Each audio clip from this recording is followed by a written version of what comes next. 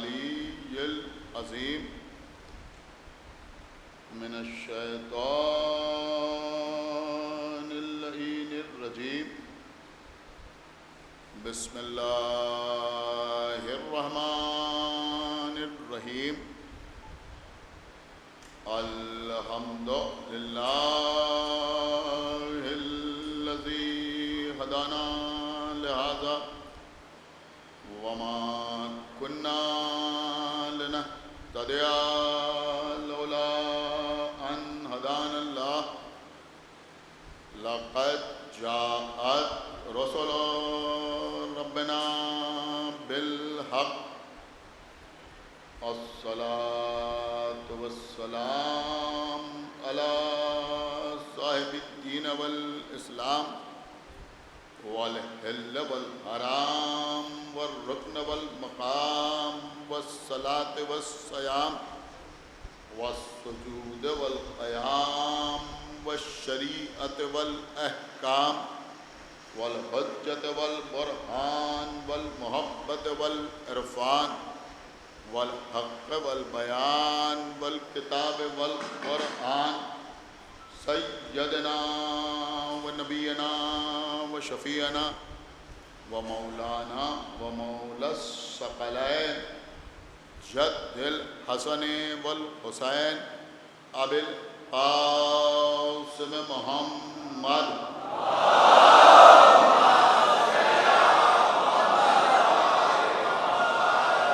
وعلى أهل بيته الطيبين الطاهرين المعصومين المظلومين المنتخبين المنتجبين الذين أذهب الله عنهم الرجس وطهرهم تطهيرا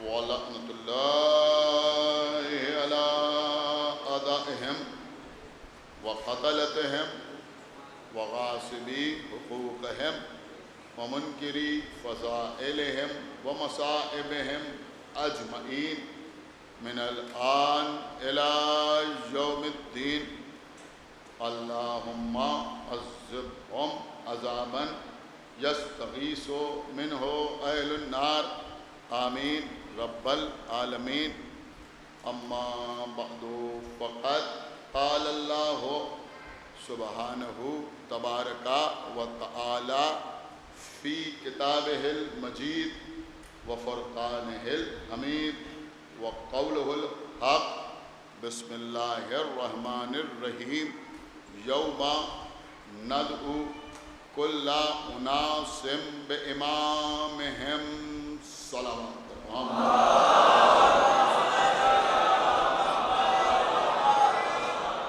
حضرات سورہ بنی اسرائیل میں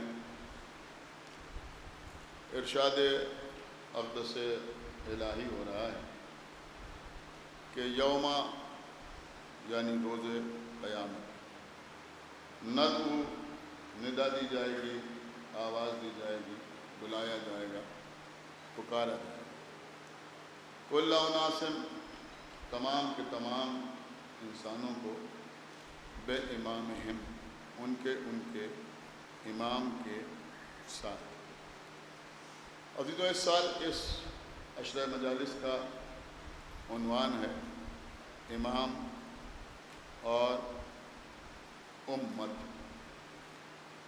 الحمدللہ پیغمبر اسلام کی امت میں ہم ہی وہ لائق ترین گروہ ہیں جو پیغمبر کو اتنا ذمہ دار مانتے ہیں کہ انہوں نے دنیا سے جاتے وقت امت کو لا وارث نہیں چھوڑا بلکہ قیامت تک کے لیے ایک سلسلے کا اعلان کیا اور الحمدللہ وہ سلسلہ آج بھی جاری و ساری ہے۔ عزیزو ہم وہ ہیں کہ ہمارے اصول دین 3 نہیں ہیں بلکہ 5 ہیں، یا پھر یوں کہا جائے کہ ہم اصولی طور پر پنجتنی ہیں۔ صلوات پڑھیں بر محمد۔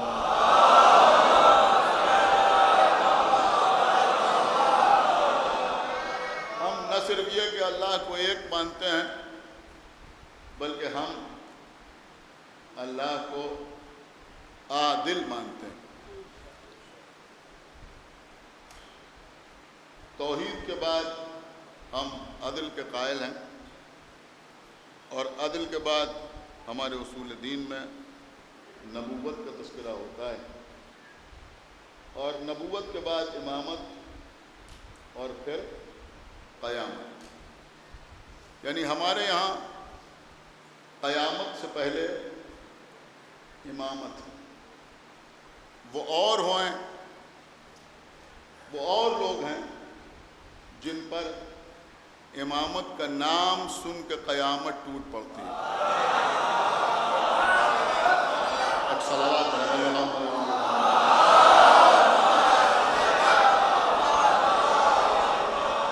اور اس کا بڑا فائدہ ہے۔ دیکھیے، کل میں آپ کی خدمت میں یہ عرض کر چکا ہوں کہ اس سال مجالس کا موضوع یا موضوع کی روح کیا ہو۔ بہت توجہ کے ساتھ آپ سماعت فرمائیں۔ دیکھیے، قبلہ ہر 2-4 سال کے بعد کوئی نہ کوئی آواز اٹھتی ہے کہ بس دسمبر کی 13 تاریخ کو دنیا ختم ہونے یا 25 جون کو اس کائنات کا خاتمہ ہو جائے، یا مثلاً فروری کی فلاں تاریخ کو قیامت آ جائے گی۔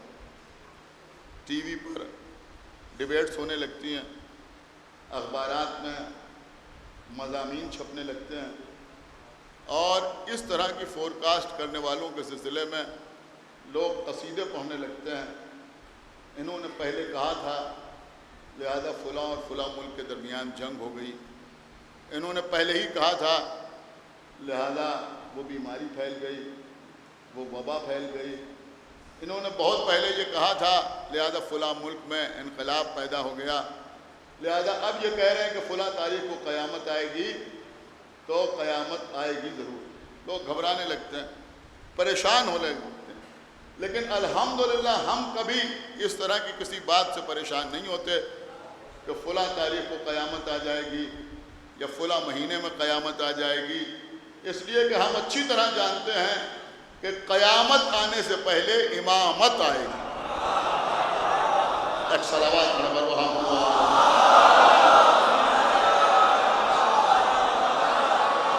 ایک صلوات اور پڑھے بر محمد و آل محمد۔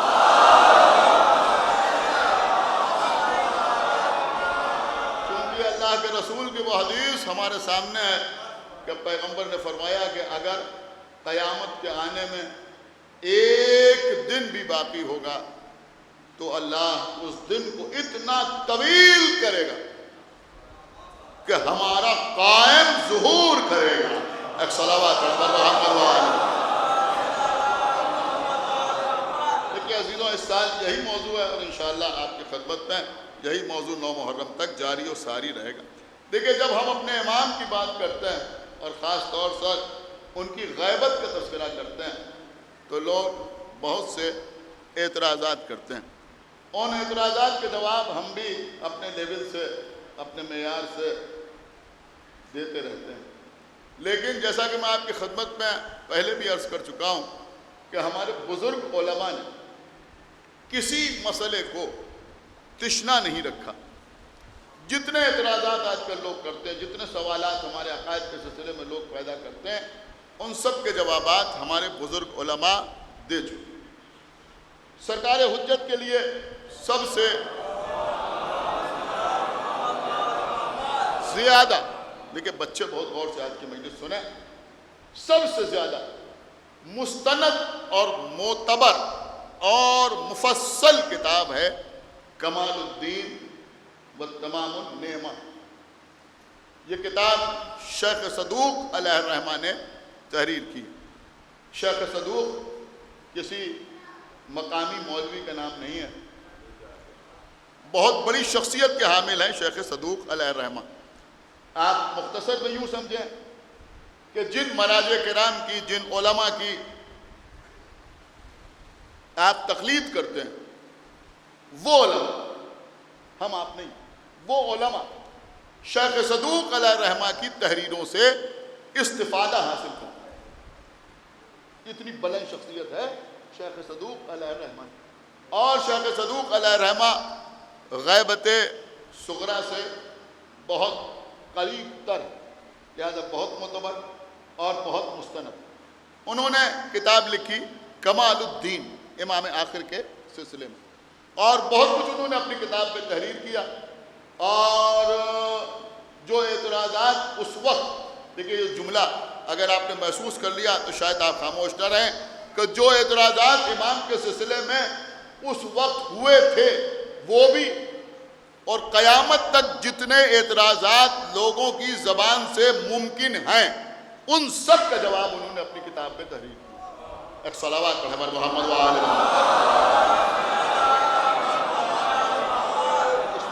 یہ میں خالی کتاب کا تعارف کرا رہا ہوں ابھی، اور یہ بھی بات آپ سمجھ لیجئے کہ شیخ صدوق کے بعد جتنے علماء، جتنے بھی علماء نے، یعنی انتہائی ہے کہ علامہ مجلسی جنہوں نے بہار الانوار میں تقریباً 2 جلدیں تو مارکیٹ میں موجود ہیں، جس میں انہوں نے امام عصر کے سلسلے میں بہت کچھ لکھا ہے، اور بہت موٹی موٹی جلدیں ان کی ہیں 2 جو ابھی موجود ہیں، آپ بازار میں جائیں تو آپ کو مل جائیں گی، اردو زبان میں بھی اویلیبل ہے۔ اس میں بھی، اور دیگر جتنی کتابیں علماء نے لکھی امام آخر کے سلسلے میں، ان ساری کتابوں میں، بہت بڑا جملہ آپ کی خدمت میں عرض کر رہا ہوں، ان ساری کی ساری کتابوں میں جو میٹر ہے، جو مواد ہے، اس میں 60-70% جو لکھا گیا ہے وہ شیخ صدوق کے حوالے سے لکھا گیا ہے، ان کے ریفرنس سے لکھا گیا ہے۔ یعنی سب نے لکھا کہ شیخ صدوق نے اپنی کتاب میں یہ لکھا ہے، کمال الدین میں یہ لکھا ہے، کمال الدین میں یہ تحریر ہے، تو ان کے حوالے سے لوگوں نے امام آخر کے سلسلے میں کتابیں لکھی۔ یہ صرف میں نے آپ کی خدمت میں اس لیے عرض کیا کہ سمجھ میں آ جائے کہ یہ کسی چھوٹی موٹی کتاب کی بات نہیں ہو رہی۔ تو کتاب کمال الدین میں شیخ صدوق علیہ الرحمہ نے بڑی خوبصورت سی بات لکھی ہے، اور آج انشاءاللہ وہی موضوع گفتگو ہے۔ انہوں نے لکھا کہ ہمارے آخری امام کے سلسلے میں ہم سے بحث کرنے والے 2 طرح کے لوگ ہیں۔ ہم سے بحث کرنے والے 2 طرح کے لوگ، کچھ وہ لوگ ہیں جو 11 اماموں کی امامت کے قائل ہیں لیکن آخری کے سلسلے میں بحث کرتے ہیں، اور کچھ ایسے لوگ ہیں جو ان ائمہ کی امامت ہی کے قائل نہیں ہیں اور وہ بھی آخری امام کے سلسلے میں ہم سے بحث کرتے ہیں۔ میرے خیال میں یہاں جو میرے چھوٹے بھائی، میرے بچے بیٹھے ہوئے ہیں، وہ میری بات کو سمجھ گئے نا۔ 2 طرح کے لوگ ہیں، کچھ وہ ہیں جو 11 اماموں کو مانتے ہیں، یعنی مولا علی کو مانتے ہیں، امام حسن کو مانتے ہیں، امام حسین کو مانتے ہیں، امام زین العابدین کو تسلیم کرتے ہیں، سب کو تسلیم کرتے ہیں، لیکن آخری امام کی غیبت ان کی سمجھ میں نہیں آتی۔ اور کچھ وہ لوگ ہیں جو مثلاً 11 اماموں کو ہی نہیں مانتے، لیکن وہ بھی اکثر آ کے ہم سے، ہمارے امام غائب کے سلسلے میں، ہمارے امام آخر کے سلسلے میں ہم سے بحث کرتے ہیں۔ شیخ صدوق علیہ الرحمہ نے کہا کہ ان دونوں کے لیے ہمارے جوابات الگ الگ ہیں۔ جو لوگ 11 اماموں کو مانتے ہیں اور آخری کو نہیں مانتے، ان کے لیے ہمارا جواب یہ ہے کہ جن دلیلوں سے تم 11 اماموں کو مانتے ہو، کیا سنا آپ نے بھائی؟ ایک صلوات پڑھے محمد و آل محمد۔ ہمارے آخری امام کے لیے بھی ہیں، یہ سب میں بعد میں کل یا اس کے بعد آپ کی خدمت میں عرض کروں گا۔ آج جو ان کا دوسرا جواب ہے وہ موضوع گفتگو رہے گا۔ اور اس کے بعد انہوں نے لکھا کہ لیکن وہ لوگ کہ جو ہمارے 11 اماموں کو نہیں مانتے، اگر وہ ہم سے غیبت کے سلسلے میں بحث کرنے کے لیے آتے ہیں تو ہم ان سے یہ کہتے ہیں کہ پہلے تم ہم سے بیٹھ کر غدیر پر گفتگو کرو۔ ایک صلوات پڑھو محمد و آل محمد۔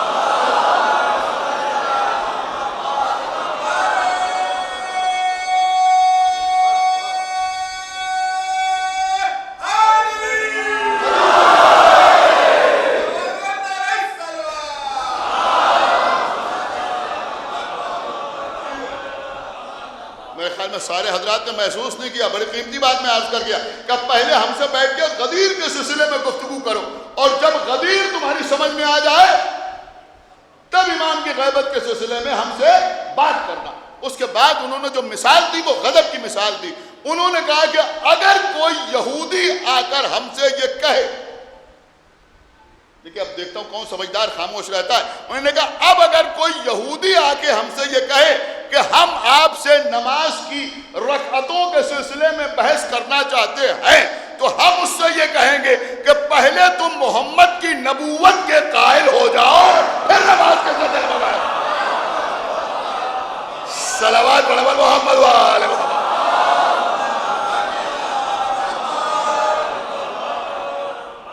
دیکھیں ماشاءاللہ آپ سن رہے ہیں، اور میں میٹر پڑھ رہا ہوں، ادھر ادھر کی باتیں نہیں کر رہا ہوں، اور خالی جملوں سے بھی کام نہیں لے رہا ہوں، وہ کام بھی میں کر سکتا ہوں۔ پوری توجہ آپ حضرات کی چاہتا ہوں۔ دیکھیں ایک لائن شیخ صدوق نے دی، ایک راستہ شیخ صدوق نے آپ کو بتایا۔ کیا بتایا؟ کہ اگر کوئی یہودی آپ سے بحث کرتا ہے کہ یہ صبح کی نماز 2 رکعت کیوں ہے، اور ظہر کی نماز 4 رکعت کیوں ہے، اور عصر کی نماز 4 رکعت کیوں ہے، مغرب کی 3 رکعت کیوں ہے، اور عشاء کی نماز 4 رکعت کیوں ہے، تو آپ اس سے اس بحث میں نہ الجھیے۔ آپ اس سے کہیے تمہیں بحث کرنا ہے تو محمد کی رسالت کے سلسلے میں بحث کرو۔ بھئی جب پیغمبر کو رسول مانو گے تو پیغمبر کے حکم پر ہم صبح کی 2 رکعت نماز پڑھتے ہیں، ظہر کی 4 رکعت پڑھتے ہیں، تو رکعتوں پر بحث نہ کرو بلکہ محمد کی رسالت پر بحث کرو، یعنی فروع پر بحث نہ کرو بلکہ اصول پر بحث کرو۔ کیا سن رہے ہیں آپ؟ اصول پر بحث کرو۔ میرے بچوں، میرے بھائیوں، میں تمہیں بتا رہا ہوں، چاہے وہ سوشل میڈیا ہو، فیس بک ہو، واٹس ایپ ہو، یا تمہارے آفس پہ کوئی کام کرتا ہو، اگر تم سے کبھی اس بات پر بحث کرے کہ یہ آپ تعزیہ کیوں اٹھاتے ہیں، اس کی دلیل کیا ہے، آپ علم کیوں اٹھاتے ہیں، اس کی دلیل کیا ہے، مجلس کرتے ہیں، اس کا ثبوت کیا ہے، تبرک بانٹتے ہیں، اس کا ثبوت کیا ہے، اپنا خون بہاتے ہیں، اس کا ثبوت کیا ہے، زنجیر زنی کرتے ہیں، اس کا ثبوت کیا ہے، تو اس سے کہو کہ اس پر تم ہم سے بحث بعد میں کرنا، پہلے تم حسین کی مظلومیت کا اقرار کرو، یزید پر لعنت کرو۔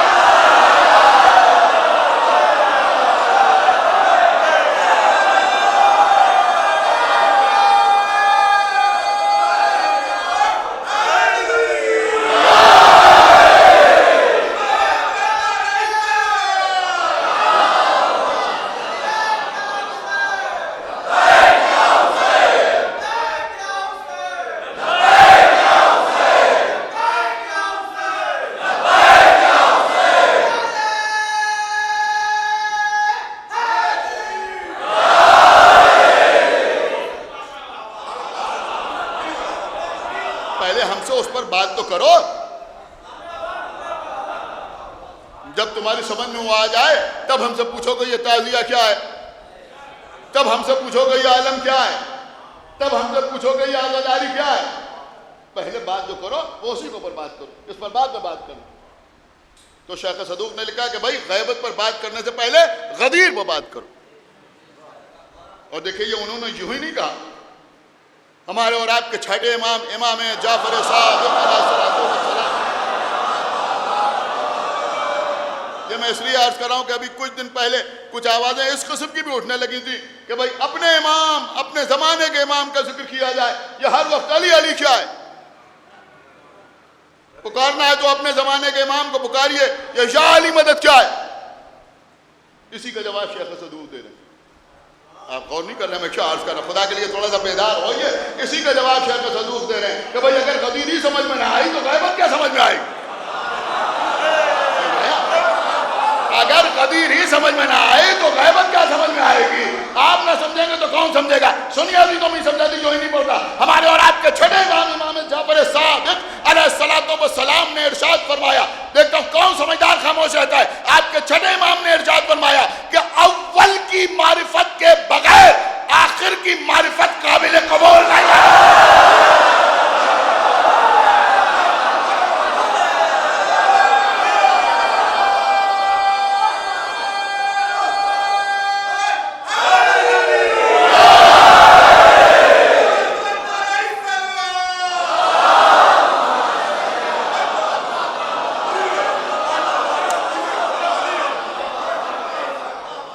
تو اگر اولی کی معرفت نہیں ہے تو آخر کی معرفت قابل قبول نہیں۔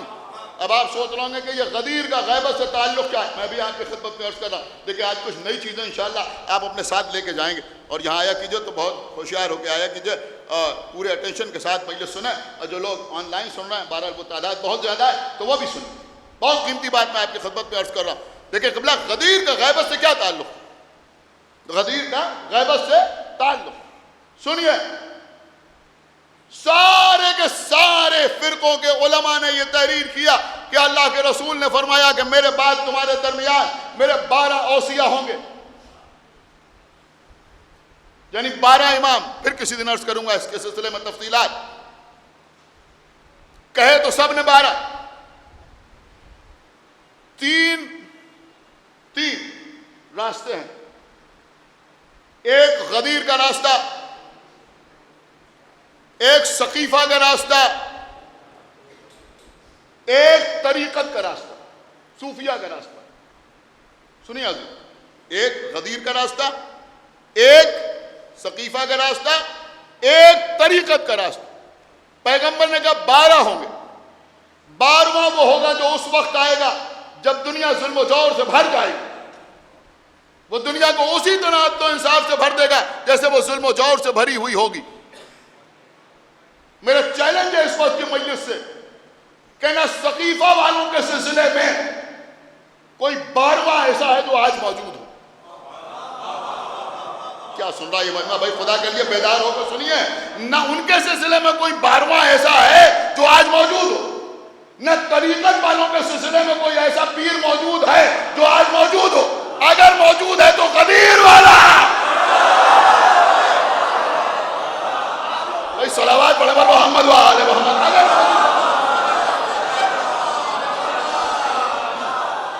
اور سنیے غدیر کا مسئلہ کتنا اہم. سورہ صافات چھوٹی چھوٹی آیتوں پر مشتمل سورہ, چھوٹی چھوٹی آیتیں. دیکھیں یہ سب میں اس لیے بتاتا ہوں اور بار بار کہتا رہتا ہوں کہ معصومین نے بہت زیادہ تاکید کی ہے تلاوت قرآن مجید کی, بہت زیادہ تاکید. جو لوگ ابھی تک نہیں پڑھتے وہ پڑھنا شروع کر دیں. سمجھ رہے ہیں آپ؟ کم سے کم 50 آیتوں کی تلاوت روز کرو, کم سے کم 50 روز پڑھو. تو اس کے لیے آسانی فراہم کرنے کے لیے میں اکثر عرض کرتا ہوں کہ یہ چھوٹے چھوٹے آیتوں کے اوپر مشتمل سورے ہیں. سورہ صافات, سورہ رحمان, اگر وقت نہ ہو تو اس پہ 50 آیتیں کم وقت میں مکمل کی جا سکتی.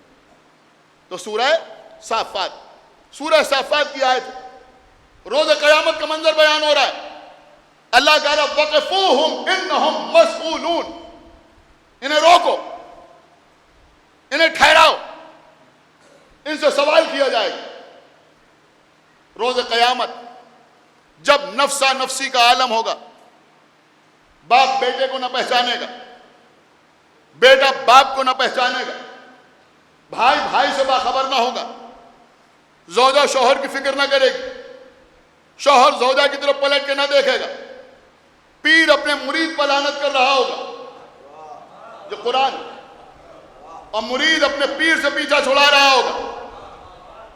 انسان کے پاس اس کے گناہوں کے لیے کوئی تعویل نہیں ہوگی کہ آج تک یہی چلتا ہے. آج کل آپ غور کر رہے ہیں, ان کا آج کل یہی چلتا ہے, گناہ نہیں. سمجھ رہے ہیں, کچھ مسائل عجیب و غریب ہیں کہ لوگ گناہ کرتے ہیں اور اس کو گناہ نہیں سمجھتے. غور کر رہے ہیں آپ, لوگ گناہ کرتے ہیں اور اس کو گناہ نہیں سمجھتے. لیکن روز قیامت کسی کے پاس تعویل کی کوئی گنجائش نہیں ہوگی, اس لیے کہ اپنے ہی اعضاء و جوارے, وہ زبان جو ہمیشہ بولتی تھی وہ خاموش ہوگی. ہاتھ بول رہے ہوں گے, پیر بول رہے ہوں گے. حساب و کتاب کا بازار گرم ہوگا, میزان نصب ہوگی, میزان نصب ہوگی. اب سب کے سب کھڑے ہوئے ہیں, حساب و کتاب ہو گیا. آپ مجھے یہ بتائیے کہ اس وقت یہاں لوگ بیٹھے ہوئے ہیں, جو لوگ بیٹھے ہوئے ہیں, کیا ان کے لیے کہا جا سکتا ہے کہ انہیں روکو؟ کہ بھئی یہ تو بیٹھے ہوئے ہیں, انہیں کیا روکو؟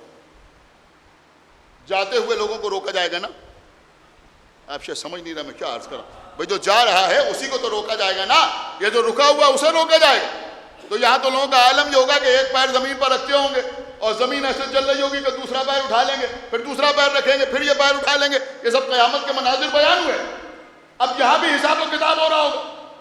اللہ کہہ رہا ہے کہ وقفوہم انہم مسئولون، انہیں روکو اس لیے کہ ان سے سوال کیا جائے گا. یہ میدان محشر میں جو سوال ہو رہے ہیں یہ کس سلسلے میں؟ نماز، روزہ، حج، زکوٰۃ. سمجھ رہے ہیں؟ واجبات کو ادا کیا یا نہیں کیا، محرمات سے پرہیز کیا یا نہیں کیا، یہ سارے سوال ہو رہے ہیں.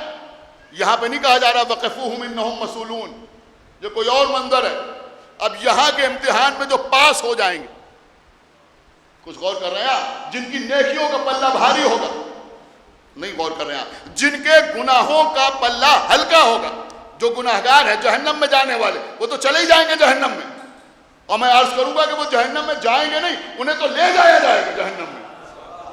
آپ غور نہیں کر رہے، انہیں تو لے جایا جائے گا، فرشتے گھسیٹ گھسیٹ کے لے جائیں گے جہنم میں. ان کے لیے نہیں کہا جا رہا انہیں روکو، ان سے سوال کیا جائے گا، یہ تو جا ہی رہے ہیں جہنم میں.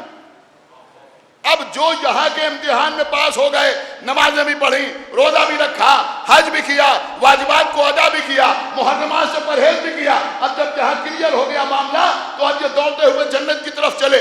ان کے لیے ضرورت نہیں ہوگی کہ فرشتے کہیں بسم اللہ، یہ تو خود ہی دوڑیں گے جنت کی طرف.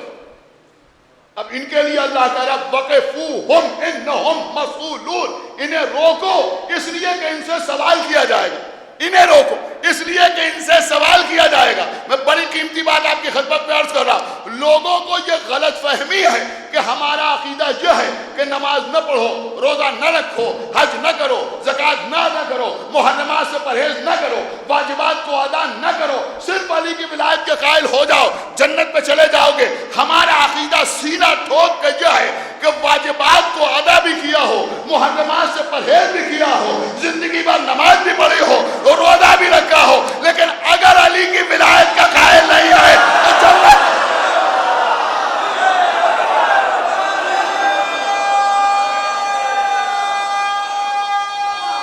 یہ ہے ہمارے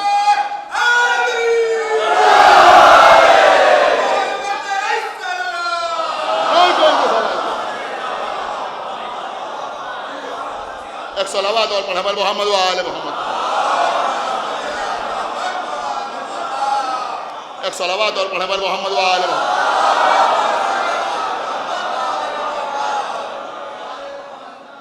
غور کیا آپ نے؟ کسی مال میں شاپنگ کے لیے گئے، مال میں شاپنگ کے لیے گئے، ایک ٹرالی ساتھ لے لی، مال میں گھوم رہے ہیں، یہ چیز اچھی لگی اٹھا کے ٹرالی میں رکھ لی، وہ چیز اچھی لگی وہ اٹھا کے ٹرالی میں رکھ لی، یہ اچھا لگا یہ رکھ لیا، جو ملا وہ اٹھا کے ٹرالی میں رکھ لیا. سب دیکھ بھی رہے ہیں، کیمرے بھی لگے ہیں، کوئی روک نہیں رہا. کیا سن رہا ہے میں؟ خدا کے لیے بھائی بیدار ہوئیے، کوئی روک نہیں رہا. بھائی آپ ہی کے لیے سارا سامان سجایا گیا ہے، بسم اللہ یہ بھی اٹھا لیجئے. اور بلکہ اگر کوئی سیلسمین ہے تو وہ انکریج کر رہا ہے کہ ہاں یہ بھی لے لیجئے اور یہ بھی لے لیجئے، اور یہ دیکھیں یہ ایک کے ساتھ ایک فری ہے اور اس کی یہ خصوصیت ہے اور یہ خصوصیت ہے، اور پوری ٹرالی بھر لی. کیا سن رہا ہے؟ پوری ٹرالی بھر لی. لیکن جب گیٹ سے باہر نکلنے لگے تب اس نے روکا، روکو رکو ٹھہرو.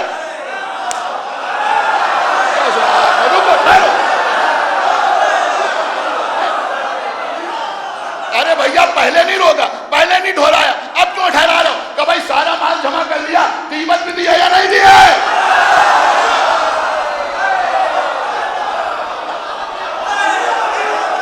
صلوات برابر محمد و آل محمد.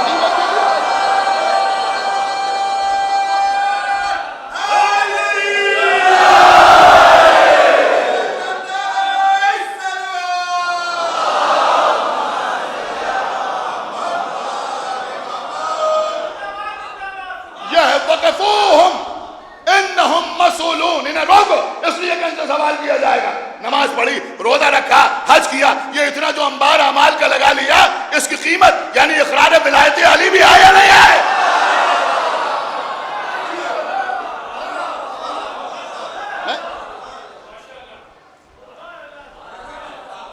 اس کی قیمت بھی دینا ہے یا نہیں دینا؟ ولایت امیر المومنین کا اقرار بھی ہے یا نہیں؟ وقفوہم انہم مسئولون، انہیں روکو اس لیے کہ ان سے سوال کیا جائے گا. ظاہر سی بات ہے کہ یہاں سطحی سماعت رکھنے والے نہیں آتے، سطحی سماعت رکھنے والے یہاں نہیں آتے. ایک عرصہ ہو گیا ہمیں یہاں مجلس پڑھتے ہوئے، یا پھر میں آپ کی خدمت میں یہ عرض کروں کہ ہمارے ساتھ ساتھ یہ اشرا بڑا ہوا. ایک صلوات پڑھیں پر محمد و آل محمد. ایک صلوات اور پڑھتے پر محمد و آل محمد۔ سنیں قبلہ، جو بات میں آپ کی خدمت میں عرض کر رہا ہوں، ماشاءاللہ مولا آپ کو سلامت رکھے، اور جو بچے یہاں آتے ہیں ان کو بھی اللہ سلامت رکھے، ان کے توفیقات میں اضافہ فرمائے۔ یہ تو میں نے ایک ایسی مثال دی کہ دور دور تک لوگ سن رہے ہیں، جہاں جہاں لوگ سن رہے ہیں سب تک بات پہنچ جائے، سب کی سمجھ میں آ جائے۔ لیکن اب ایک بڑی اہم بات آپ کی خدمت میں عرض کر رہا ہوں، اللہ کہہ رہے ہیں انہیں روکو۔ دیکھیں جو شعراء بیٹھے ہیں ان سے خصوصی توجہ چاہوں گا، اور پڑھے لکھے حضرات سے، اہل زبان سے، انہیں روکو۔ ان سے سوال کیا جائے گا، ارے بھیا روک کے وہی پوچھا جائے گا جو غدیر میں روک کے سنایا گیا۔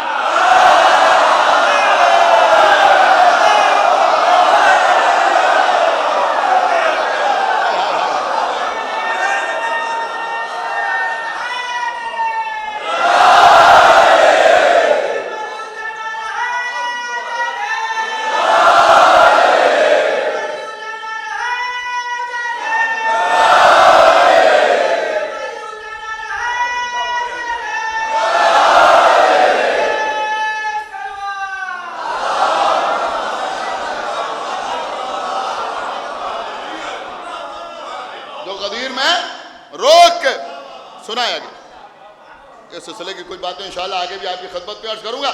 اب غدیر میں روک کے کیا سنایا گیا، کیسے روکا گیا؟ اللہ کے رسول کو سب سے بڑا مجمع، دیکھیں کوئی پریشان نہ ہو، لمیٹڈ گیدرنگ میں، کم لوگوں میں، کم افراد میں مجالس منعقد ہو رہی، اتنے لوگ یہاں بیٹھے ہوئے ہیں، کوئی پریشان بھی نہ ہو۔ ایک علی والے کی آواز، ایک علی والے کی آواز ساری کائنات کی آوازوں پر محیط ہوتی ہے، تو پھر 50 تو بہت زیادہ ہیں۔ ایک صلوات پڑھے بر محمد و آل محمد، ایک صلوات پڑھے بر محمد و آل محمد۔ دیکھیں میں نے کچھ اشارہ دے دیا، بہت اہم بات میں آپ کی خدمت میں عرض کر دیا کہ کوئی یوٹیوب پر دیکھ کے پریشان نہ ہو جائے۔ ایک صلوات اور پڑھے بر محمد و آل محمد۔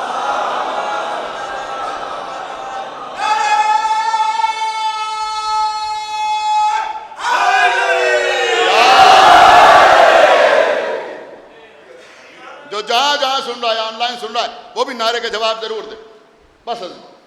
تو غدیر کے میدان میں روکا گیا، جو آگے بڑھ گئے ان کو واپس بولا۔ سب سے بڑا مجمع پیغمبر اسلام کو غدیر میں ملا، اور جب سب سے بڑا مجمع پیغمبر کو غدیر میں ملا تو وہاں پیغمبر نے علی کی ولایت کا اعلان کیا، وہ بھی اپنی مرضی سے نہیں بلکہ اللہ کے حکم۔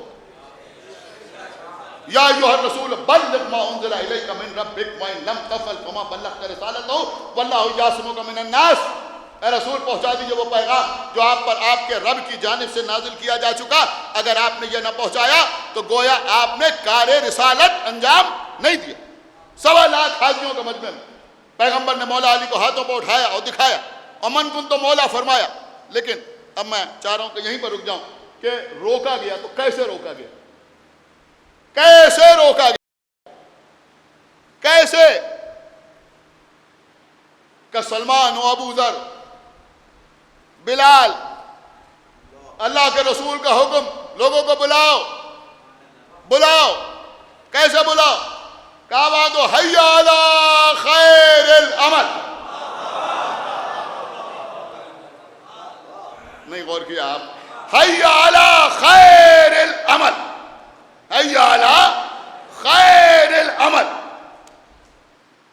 حی علی خیر العمل کہنے کا فائدہ یہ ہوا کہ ہمیں کبھی اپنی قوم کے نمازیوں کو بلانے کے لیے یہ نہیں کہنا پڑا کہ الصلاۃ خیر من النوم۔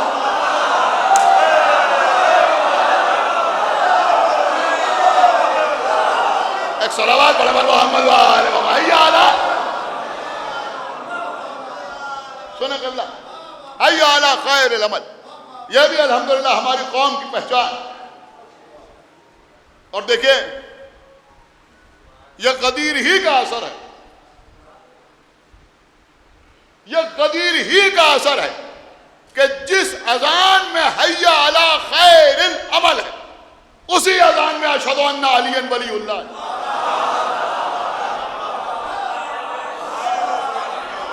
ایک صلوات پڑھو محمد و آل محمد بس. سمجھ رہے ہیں؟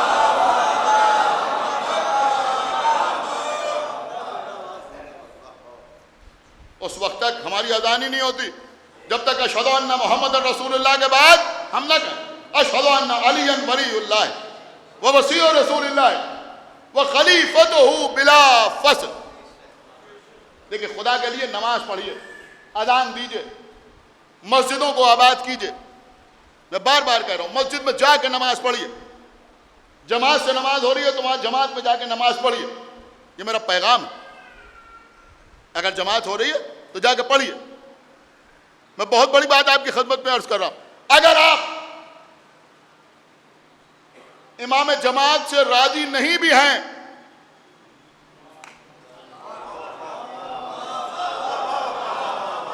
تب بھی وہیں جا کے نماز پڑھیے. نہ کیجئے جماعت کی نیت، سمجھ رہے ہیں؟ نہ کیجئے نماز کی نیت، لیکن پڑھیے وہیں جا کے. یہ مسئلہ ہے جو میں نے آپ کی خدمت میں بیان کی. دیکھیں بھائی، اگر آپ کسی امام جماعت کے بارے میں کوئی ایسی بات جانتے ہیں جو سب نہیں جانتے تو آپ پر یہ واجب نہیں ہے بلکہ جائز ہی نہیں ہے کہ آپ دوسرے کو بتائیں اور کندھا ہلا ہلا کے سب کو بتائیں کہ یہ ایسے ہیں وہ ایسے ہیں وہ ایسے ہیں. آپ میری بات سمجھے نہیں سمجھے؟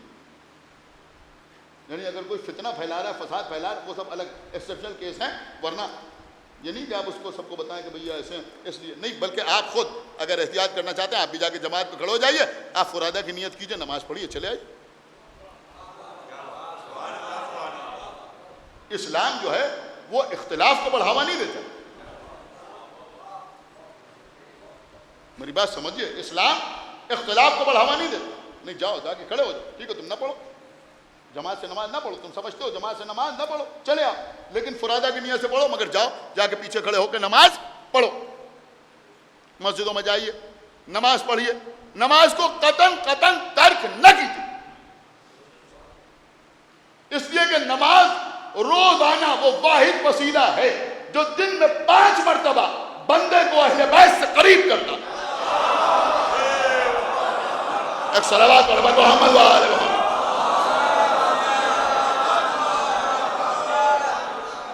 میری بات آپ سمجھے؟ مسجد میں جا کے اذان بھی دیجئے، اذان بھی کہیے، اقامت بھی کہیے. اپنے لیول سے بڑی باتیں نہ کیجیے. کچھ عرض کر کے ہمیں آپ کی خدمت، اپنی حیثیت سے زیادہ بڑی باتیں نہ کیجیے. یہ کیا ہے اور وہ کیا ہے اور وہ کیا ہے. اگر جملہ میرا آپ تک پہنچ گیا تو آپ خاموش نہ رہیں گے. بھئی اس اشہد ان علی ولی اللہ سے مقصرین کو پرابلم ہے، مراجع کو کوئی پرابلم نہیں ہے.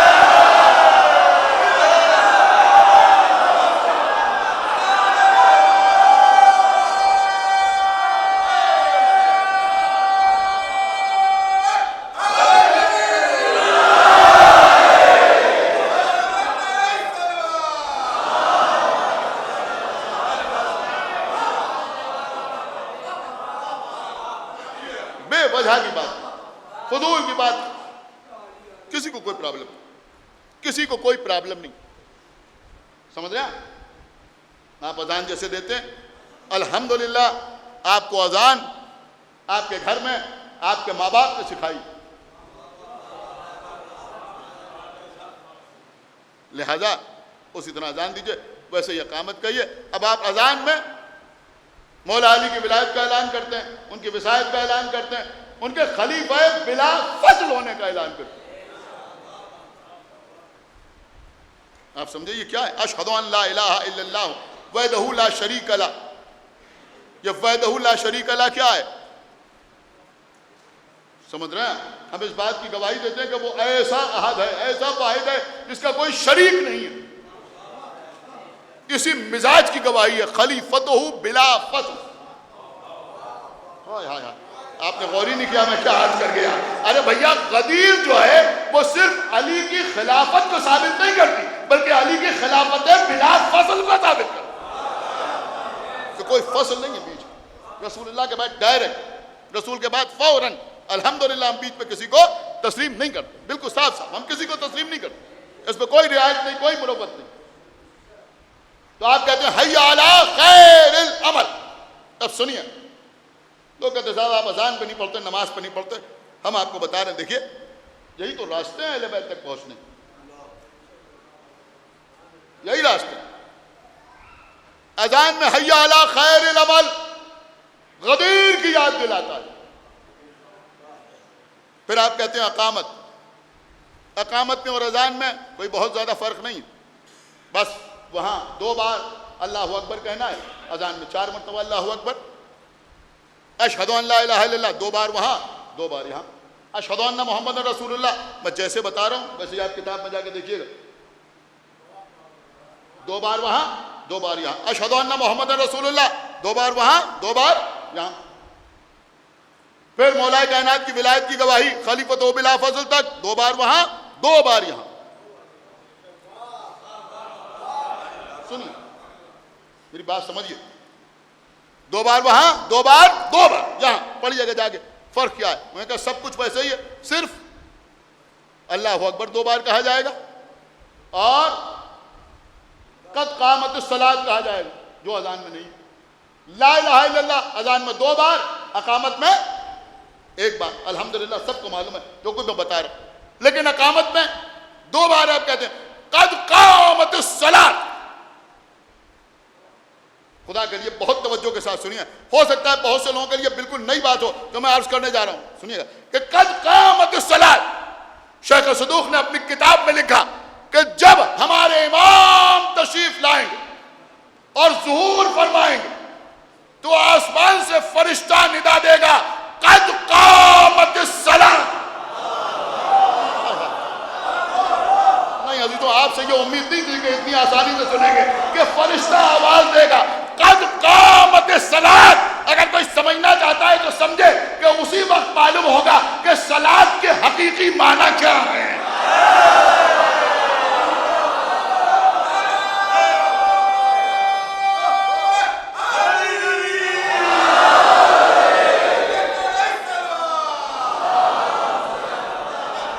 کچھ غور نہیں کیا شاید سارے مجمع نے کہ فرشتہ آواز دے گا قد قامت الصلاۃ, اور جب فرشتہ آواز دے گا قد قامت الصلاۃ تو امام کے جتنے ناصر ہیں سب کھڑے ہو جائیں گے, امام کے جتنے چاہنے والے ہیں سب کھڑے ہو جائیں گے. کب کھڑے ہوں گے کہ جب فرشتہ آواز دے گا قد قامت الصلاۃ. کچھ آپ نے غور کیا, اذان میں آپ نے کہا حی علی خیر العمل, یہ ہے قدیر کی یاد. اذان میں کہا قد قامت الصلاۃ, قد قامت الصلاۃ, یہ ہے امام آخر کی طرف رجوع. اس کا مطلب یہ ہوا کہ اذان سے اقامت تک یوں سمجھیے کہ غدیر سے غیبت تک.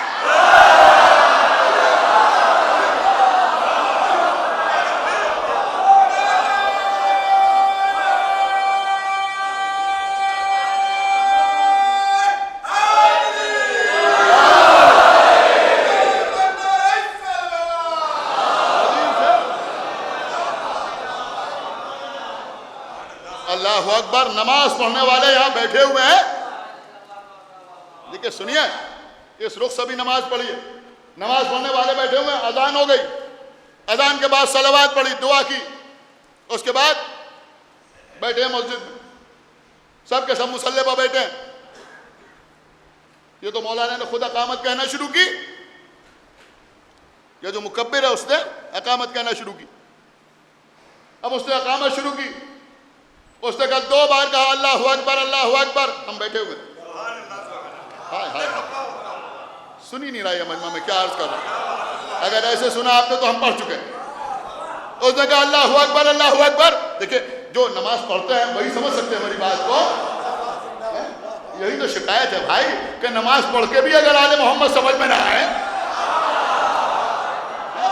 2 بار اس نے کہا اللہ اکبر اللہ اکبر. ہم بیٹھے ہوئے. 2 بار مکبر نے کہا اشہد ان لا الہ الا اللہ. ہم بیٹھے ہوئے. 2 بار اس نے کہا اشہد ان محمد رسول اللہ. ہم بیٹھے ہوئے. 2 بار ولایت علی کی گواہی دی. ہم بیٹھے ہوئے. 2 بار کا حی علی الصلاۃ. ہم بیٹھے ہوئے.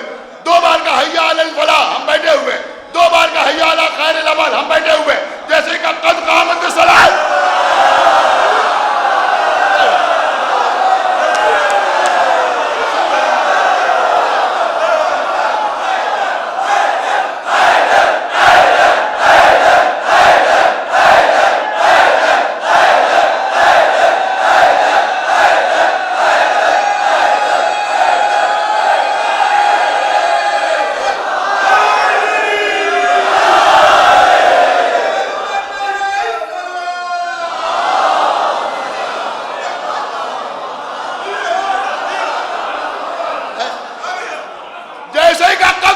الصلاۃ، ساری جماعت کھڑی ہو گئی، سب کے سب کھڑے ہو گئے. ارے بھائی اللہ اکبر پہ کھڑے کیوں نہیں ہوئے؟ کوئی ضروری نہیں ہے. اشہد ان لا الہ الا اللہ پہ کیوں نہیں کھڑے ہوئے؟ اشہد ان محمد رسول اللہ پہ کیوں نہیں کھڑے ہوئے؟ جیسے ہی کہا قد قامت الصلاۃ، سارے کے سارے جماعتی کھڑے ہو گئے، سارے کے سارے جماعتی کھڑے ہو گئے. اب کوئی مسلح پر نہیں، اب کوئی مسلح پر نہیں. جیسے ہی آواز آئی قد قامت الصلاۃ، آپ کو پتا ہے کیونکہ جب امام آئیں گے تو آواز آئے گی قد قامت الصلاۃ. یہ دن میں 5 مرتبہ پریکٹس کرائی جا رہی ہے.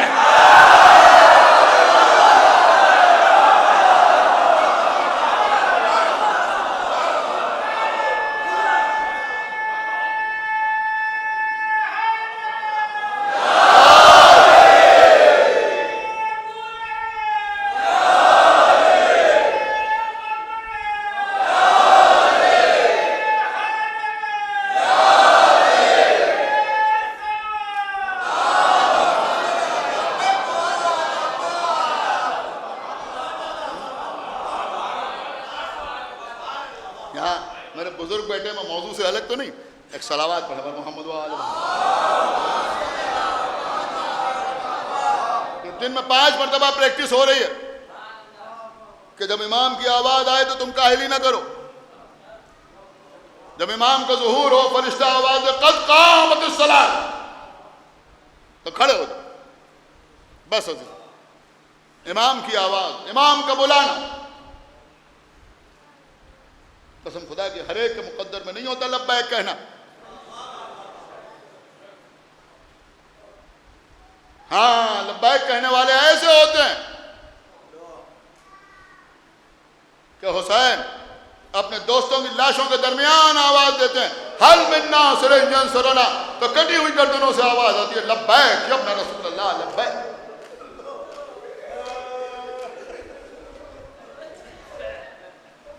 جزاکم اللہ خیر الجزا. عزیزوں، آج 2 محرم،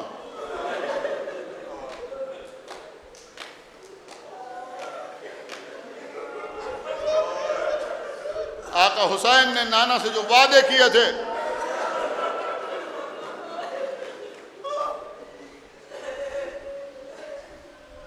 ہم قاسم کا پامال لاشا اٹھائیں گے روز عاشور، اون محمد کے جنازے اٹھائیں گے روز عاشور، اکبر کے سینے سے برچھی کھینچیں گے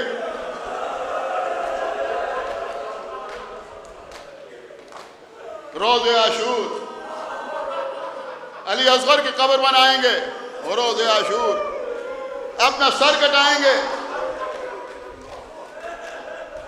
روز عاشورہ. آقا حسین کے سارے وعدے روز عاشورہ سے متعلق تھے. آپ رو رہے ہیں، میں آپ کو رونے سے نہ روکوں گا. حسین اس کریم ابن کریم کو کہتے ہیں جو 8 دن پہلے ہی اپنی وعدہ گاہ پہ آ گیا. چلتے چلتے گھوڑا رکا، ایک کے بعد ایک 7 گھوڑے تبدیل کیے. کوئی گھوڑا آگے نہیں بڑھتا، کوئی گھوڑا آگے نہیں بڑھتا. بھئی عباس یہاں رہنے والوں کو بلاؤ. لوگ آئے، بتاؤ اس سرزمین کو کیا کہتے ہیں؟ غادریہ، شط فرات. ایک بہت بوڑھا آدمی آگے بڑھا، کمر سیدھی کی، فرزند رسول اسے کربلا بھی کہتے ہیں. فرمایا کرب و بلا. بھئی عباس ہم یہیں قیام کریں.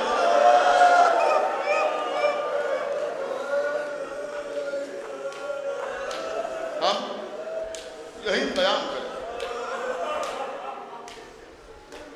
حضرت عباس نے بیویوں کے اترنے کا اہتمام کیا.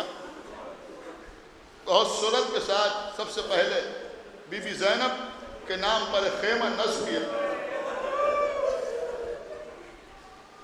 بنی ہاشم کے جوان چادریں لے کے کھڑے ہوئے. عباس سے بڑے احترام کے ساتھ پردے کا مکمل خیال رکھتے ہوئے بی بی زینب کو اماری سے اتارا. بی بی زینب کے ساتھ ساتھ جناب فضہ بھی. جیسے ہی بی بی زینب نے کربلا کی زمین پر قدم رکھا،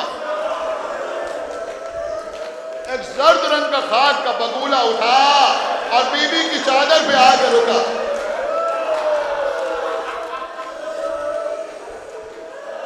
خیمے میں پہنچی.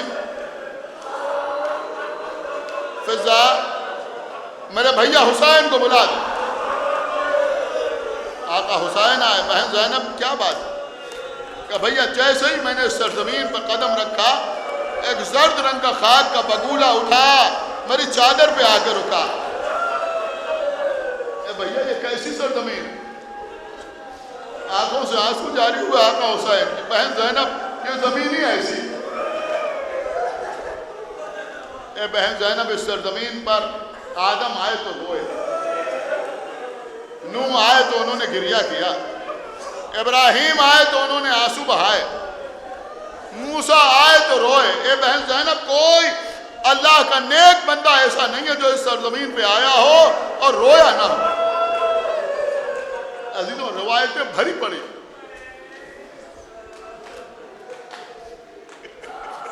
ایک بادشاہ تھا نہایت رحم دل بادشاہ جس کا نام تھا علقمہ. جناب عیسیٰ سے بھی پہلے کسی مہم پہ جا رہا تھا، لشکر ساز تھا. کربلا کی سرزمین پر سے ہو کے گزرا. کچھ بے ہوشی کی کیفیت طاری ہوئی.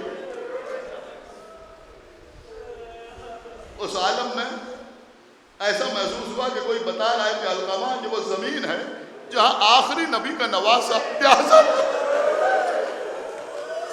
اب جو غشی سے فاقہ ہوا تو زار و قطار ہو رہا تھا.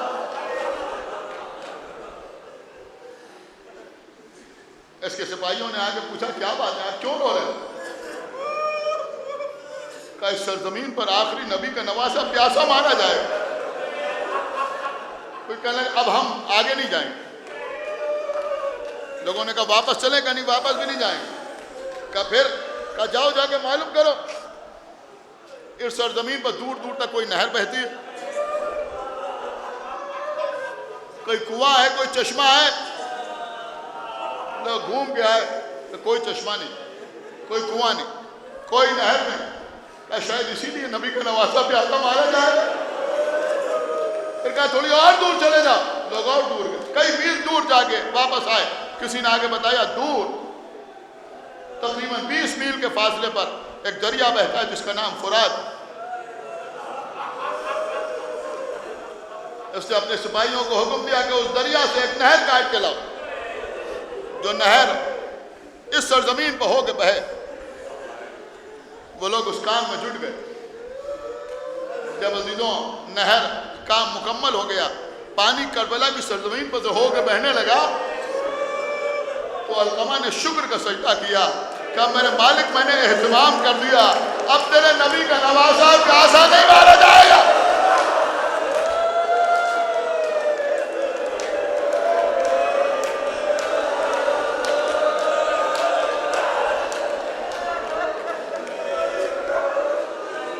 سنیے عزیزوں، یہ 2 محرم کی مجلس ہے.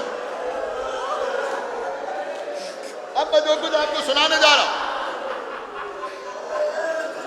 یہ وہ مصائب ہیں وہ کربلا کی سرزمین پر خود آقا حسین نے پڑھے اور بی بی زینب اور جناب فضہ نے سنے. اے بہن زینب، جب بابا جنگ صفین کے لیے جا رہے تو اس سرزمین پر سے ہو کے گزرے.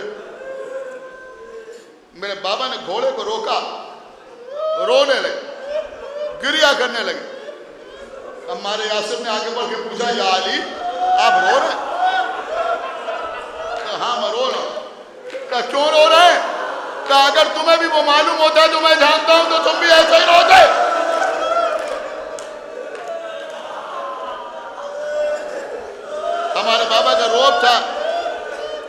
زیادہ سوال نہ کیا، اس لیے کہ میرے مولا، میرے بابا رو رہے تھے۔ پھر میرے بابا گھوڑے سے زمین پر اترے۔ سنیں گے آپ؟ یہ مولا حسین بیان کر رہے ہیں۔ کہا اترنے کے بعد ایک مٹھی خاک اٹھائی اور اس خاک کو سونگا، تو رونے کے لیے نہیں، مر جانے کے لیے کافی ہے یہ جملہ، کہ اس خاک کو سونگا اور اس کے بعد فرمایا کہ اس مٹی سے میرے حسین کے خون کی بو آ رہی۔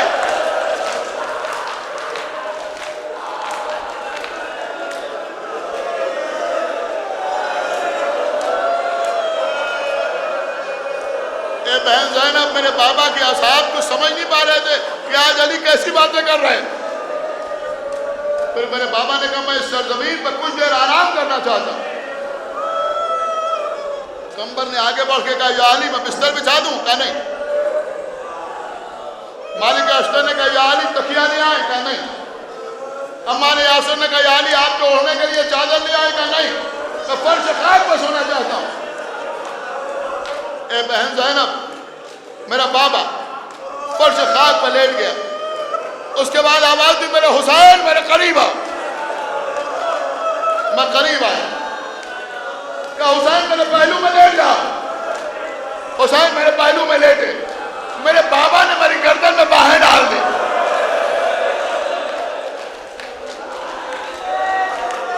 میں نے بھی اپنے بابا کی گردن میں اپنے ہاتھ حمائل کر دیے۔ میرے بابا میرے چہرے کی طرف دیکھ رہے تھے، میں اپنے بابا کے چہرے کی طرف دیکھ رہا تھا۔ اے بہن زینب، شب ہجرت سونے والے کو نیند آ گئی۔ میرے بابا کچھ دیر کے لیے سو گئے، میں خالی چہرہ دیکھ رہا تھا۔